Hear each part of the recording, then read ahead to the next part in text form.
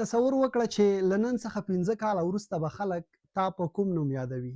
آیا ته به یوازې یوه اوږده او په زړه پورې پیژندګلوي د خلکو په ذهن کې ولرې یا یو عادي نوم؟ که به هغه څوک یې چې ټول خلک پوهیږي چې تا څه کول، څه ارزښتونه دې لرل او څنګه دې خپل اغیز وښود؟ ډیری خلک د شخصي برانډ یا شخصي تجارتي نښې په مفهوم کې تیروتنه کوي. دوی فکر کوي چې دا یوازې د انفلوئنسرانو یا مشهور خلکو لپاره ده، خو حقیقت دا دی چې دا ستا تر ټولو مهمه وسیله ده چې ستا راتلونکی مسلکي ژوند پرې جوړیږي. نو که ته اوس له صفره کاروبار شروع کوې یا موجوده کاروبار ته دې وده ورکول غواړې، نو شخصي برانډ لرل ډیر مهم دي. آیا پوهیږئ څه توپیر دی د هغه چا ترمنځ چې فرصتونه ورته راځي او د هغه چا ترمنځ چې یوازې فرصت ته انتظار کوي؟ یوازې مهارتونه یا سندونه لرل مهم نه دي، بلکې شخصي برانډ لرل اهمیت لري. نن دا یوه اړتیا ده، نه عیش او نه اضافي څه. که اوس یې جوړول پیل نه کړې، ډیر ژر به له نورو وروسته پاتې شي. که ته د کاروبار خاوند یې، نو دې خبرې ته ښه پام وکړه. شخصي برانډ یوازې د ښکلو عکسونو، انسټاګرام ته د پوسټونو یا زیات فالووران لرل نه دي. دا د ټولو هغو تاثیراتو مجموعه ده چې خلک یې له تا اخلي. ستا نوم، ستا ارزښتونه، ستا تجربه، ستا کیسه او هغه طریقه چې ته پرې ورځنۍ ستونزې حلولی شې، حتی ستا د خبرو طرز، ستا لباس او ستا چلند هم. یعنی په لنډه توګه هر څه چې تا جوړوي هغه ستا برانډ دی. کله چې ته داسې خلک وینې چې یوې غونډې ته ننوځي او ټول ورته متوجه کیږي، نو دا یوازې د ښکلا یا پیسو لرلو خبره نه ده.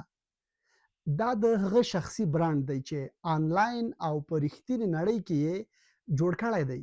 هغوی پوهیږي چې څه کوي، څنګه یې کوي او ولې یې ترسره کوي. نن ورځ ته باید داسې وي چې خلک پوه شي له تا څخه څه تمه ولري. که ته د سوداګرۍ خاوند یې، په ټولنیزو رسنیو کې فعال یې، باید داسې پیژندل شوی یې چې ته کوم ارزښت وړاندې کوي. موضوع یوازې دا نه ده چې ته څنګه ښکاره کړې، بلکې دا ده چې ته په خلکو څه تاثیر پرېږدې او څنګه د هغوی ستونزې حلوي. د محتوا جوړول د شخصي برانډ مهمه برخه ده. ډیر خلک نه پوهیږي څه ولیکي یا څه پوسټ کړي. اوس فرصتونه د پخوا په پرتله ډیر دي، ځکه مخکې دا کار ډیر او سخت و. ټلویزیون، رسنۍ او اړیکو پیسې غوښتې، خو نن هر څوک خپله د خپرونې چینل لري.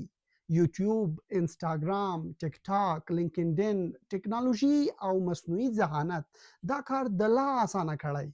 خو ستونزه دا ده چې ډیری خلک یې نه کاروي. نن شرکتونه یوازې مهارت نه لټوي، بلکې داسې خلک غواړي چې غږ، نفوذ او اعتبار ولري. پانګه اچوونکي هم هغو بنسټګرو ته ګوري چې قوي شخصي برانډ لري، ځکه دا د باور او بریا چانس زیاتوي. که ته اوس شروع نه کړې، نو په داسې بازار کې به چې ډیر خلک یې بې هویته دي، ستا د بریا چانس کم شي. اوس پوښتنه دا ده چې له کومه ځایه شروع کوې؟ لومړی خپل رښتینی ځان وپېژنه. نه هغه ځان چې ته فکر کوې خلک یې غواړي، بلکې هغه چې ته واقعا یې. ستا ارزښتونه څه دي؟ ته په څه باور لرې؟ څه شی تا هره ورځ له خوبه پاڅوي؟ یو تمرین 15 اساسي ارزښتونه ولیکه او هغه ستونزه چې ته یې حل کول غواړي هم ولیکه. دوهم، خپل هدف لرونکی مخاطبان وپېژنه. ته نشي کولی له ټولو سره خبرې وکړې. که له ټولو سره خبرې کوې، نو په اصل کې له هیچا سره خبرې نه کوې.